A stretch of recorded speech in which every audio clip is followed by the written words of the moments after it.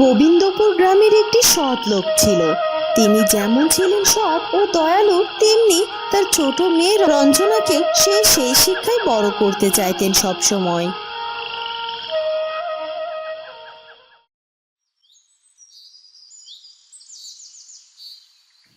বাবা, মা তোমায় বলল আজকে বাড়িতে একটা কিচ্ছু নেই রান্না করার মতো, তবুও তুমি বাজার না করে খালি ব্যাগ নিয়ে বাড়ি ফিরেছো কেন?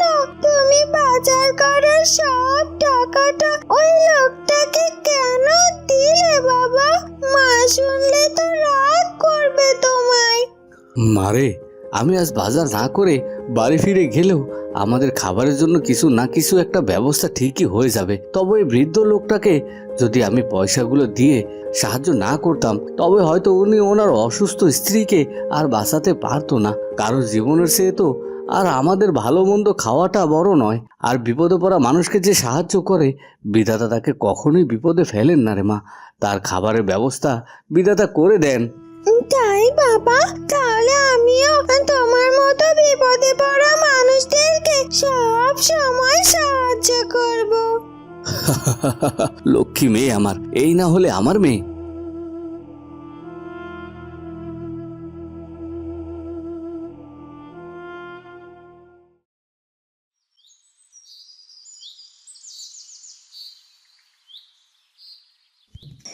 সাহায্যকারী বাবার মেয়ে সাহায্যকারী ও দয়ালু মনের অধিকারী হয়েই বড় হতে থাকে।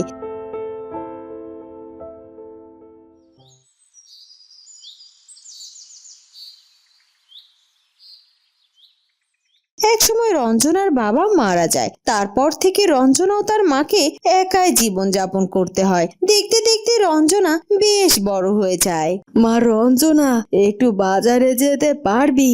বাজার থেকে কিছু সবজি আনার ছিল, কিন্তু আমার যে আজ অনেক কাজ পড়ে আছে রে মা। এ আর এমন কি কাজ? ঠিক আছে মা, আমায় তুমি বাজারে ব্যাগটা দাও তো, আমি চট করে যে বাজারটা করে আনছি। এরপর রঞ্জনা বাজারে যায়।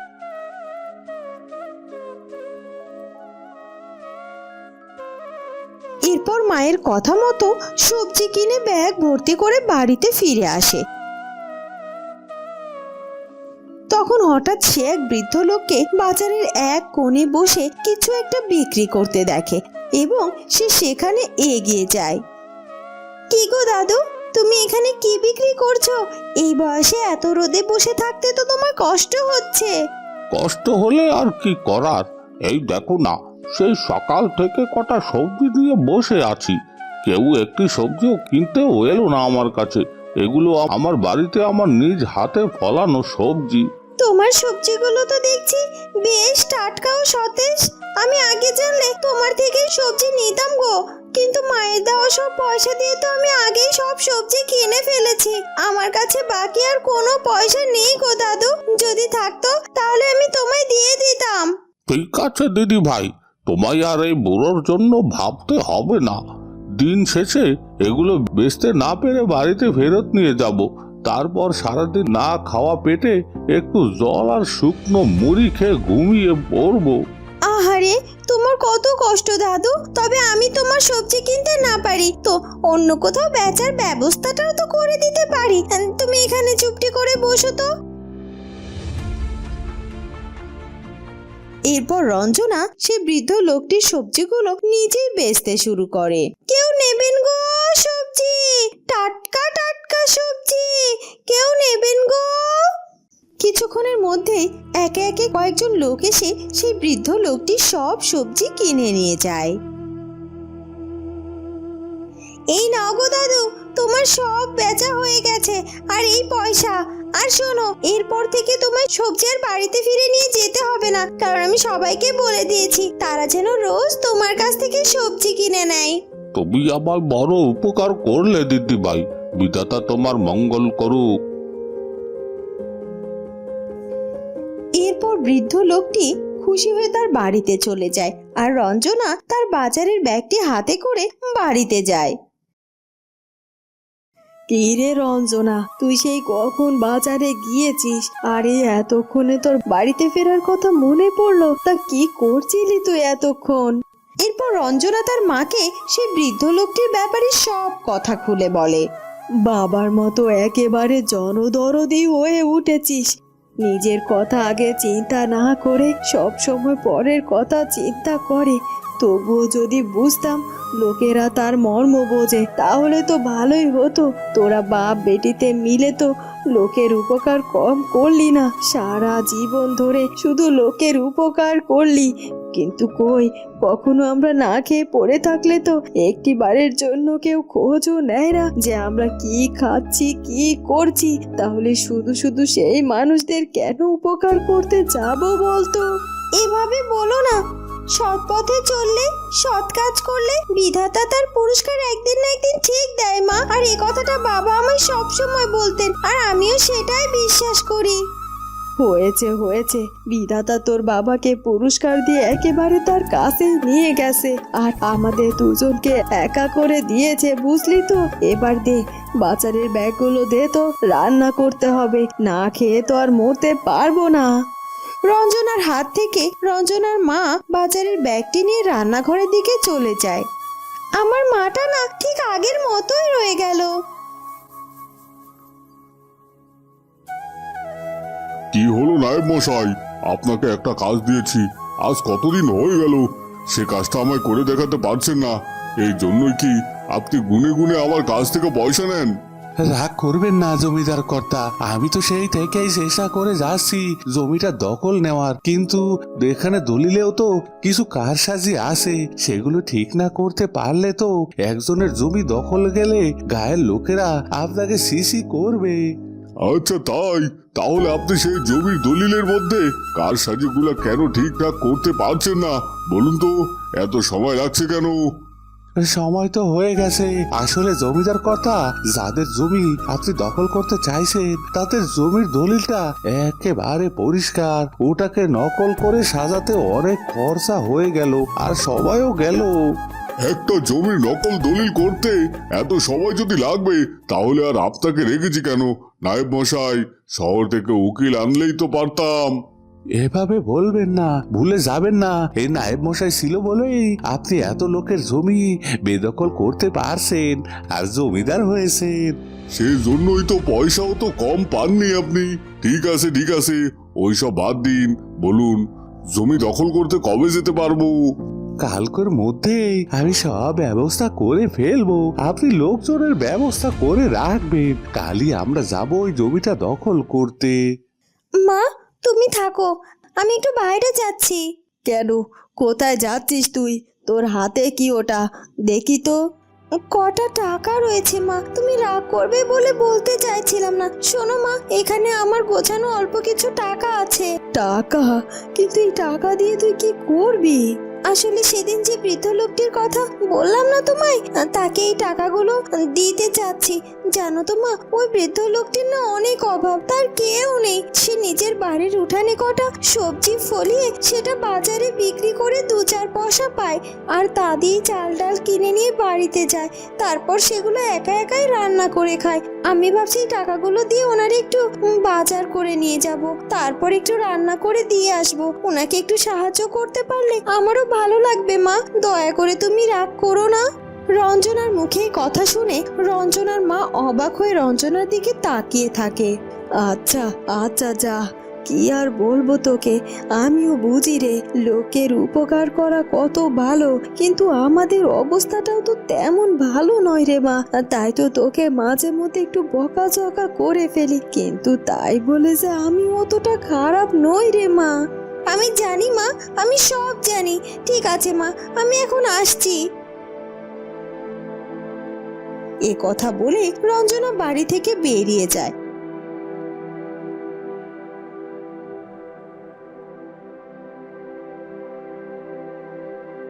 তুই আবার এত সব করতে গেলি কেন রে দিদি ভাই? তাতে কি হয়েছে দাদু? আমার নিজের দাদু থাকলে তো আমি তার জন্য এটুকু করতাম বলো, আর তুমি তোমার নিজের দাদুর মতোই, তাই তো তোমার কষ্ট আমি সহ্য করতে পারিনি। তুমি ঘরে গিয়ে বসো তো, আজ আমি নিজের হাতে তোমার সব রান্না করে খাওয়াবো। বাজার থেকে সব কিছু নিয়ে এসেছি আমি। রঞ্জনা নিজের হাতে রান্না করে বৃদ্ধ লোকটিকে খাবার খেতে দেয়। রঞ্জনার সৌজন্যতা দেখে বৃদ্ধ লোকটি অনেক খুশি হয়।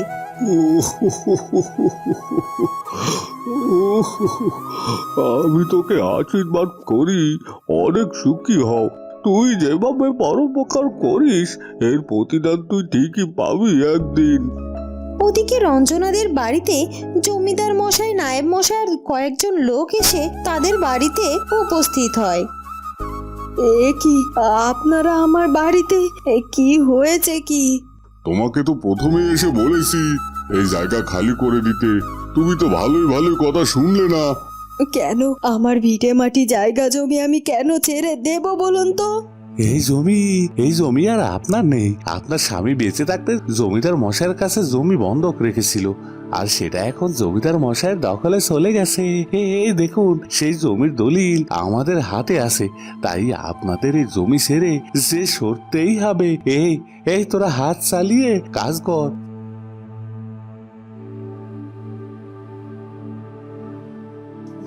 সব জিনিসপত্র ঘর থেকে বের করে সুরে ফেলে দিত। না না না, আপনারা এমনটা করবেন না। আর আপনাদের কথা আমার বিশ্বাস হয় না। থামুন না, আমার মেয়েটা অন্তত বাড়িতে ফিরে আসুক, তারপর তাকে জমির দলিলটা দেখাবেন। তারপরও এরকমটা করবেন না। তখনই রঞ্জনা বাড়িতে ফিরে আসে। এ কি মা, কি হয়েছে কি এখানে? এরপর রঞ্জনার মা রঞ্জনাকে সব কথা খুলে বলে। আপনারা এভাবে অন্যায়ভাবে আমাদের জমি দখল নিতে পারেন না, আর এভাবে বাড়ি থেকে বের করে দিতে পারেন না। আর আমি বিশ্বাস করি না, আমার বাবা আপনাদের কাছ থেকে জমি বন্ধক রেখেছিল। জমিদার মশাই কোথায় কোথায় সেই দলিল দেখান আমাকে। এরপর নায়েব মশাই রঞ্জনাকে সেই নকল দলিল দেখায়। দেখেছো তো মা, এখানে স্পষ্ট ভাবে বলা আছে যে তোমার বাবা বন্ধ দেওয়া জমি পয়সা সময় মতো না চোকাতে পারলে এই জমি জমিদার কর্তা দখলে চলে যাবে। আর সেটাই তো হয়েছে। যাও, এবার ভালোই নিজের মাকে নিয়ে বাড়ি থেকে বেরিয়ে যাও। এই লোকটির বলা কথাই তো দলিলে আছে, তবে আমি তো আর জোর করে এখানে থাকতে পারবো না। ওনাদের কথা মতোই আমার কাজ করতে হবে। কিন্তু বাবা, আমার কেন জানি না বিশ্বাস হচ্ছে না এসব কিছু। ঠিক আছে, আমি আজ এই মাকে নিয়ে ভিটেমাটি ছেড়ে চলে যাব, কিন্তু আপনারা যদি অসৎ হয়ে থাকেন তাহলে ঠিক এই জমি আমরা আবার ফিরে পাবো।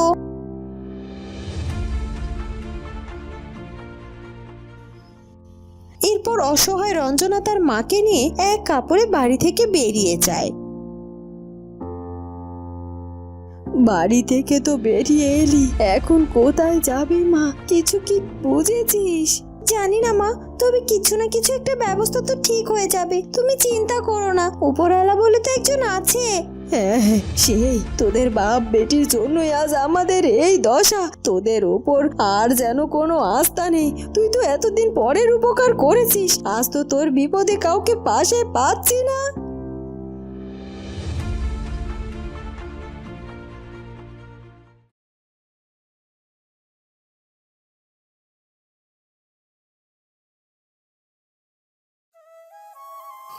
দিদি ভাই আর বৌমা, তুমিও খেয়ে নাও, কেঁদো না।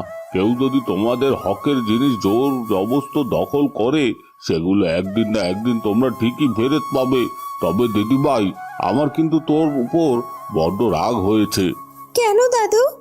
বাড়ি থেকে বেরিয়ে তুই দিশা না পেয়ে রাস্তার ওভাবে হাঁটছিলিস কেন? সোজা আমার বাড়িতেই তো চলে আসতে পারতিস। তুই না বললি যে তুই আমাকে নিজের দাদু ভাবিস? তবে তোর তো সবার আগে দাদুর বাড়িতে চলে আসা উচিত ছিল। শুধু শুধু মাকে কষ্ট করিয়েছিস। আমার সাথে রাস্তায় দেখা না হলে তো কোথায় থেকে কোথায় চলে যেতিস তারও তো ঠিক ছিল না। আর দিদি ভাই শোন, আমি গায়ের কিছু লোকজনের সাথে কথা বলে তোদের জমি ফিরিয়ে পাওয়ার ব্যবস্থা করতে পারি কিনা দেখি, তোরা চিন্তা করিস না। তুই আমায় ক্ষমা করে দে মা। আজ আমি বুঝতে পারছি, উপকার করলে তার প্রতিদান একদিন না একদিন ঠিকই পাওয়া যায়। আর তোর এই বৃদ্ধ দাদু আমাকে সেটা বুঝিয়ে দিয়েছে।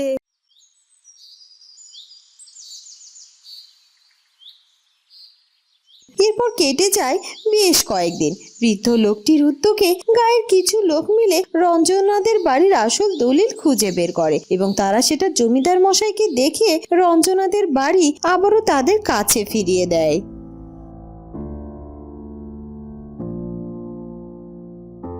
আপনারা আমাদের জন্য অনেক কিছু করেছেন, আপনাদের ধন্যবাদ দিয়ে আমি আর ছোট করতে চাই না। আমি আবার আমাদের ভিটে মাটি ফেরত পেয়েছি, আর এই যে আমার মেয়ের দাদু, আপনার কাছে তো আমি সারা জীবন কৃতজ্ঞ থাকবো। আর দুঃসময়ে আপনারা আমাদের উপকার করেছেন আর আমাদের পাশে থেকেছেন।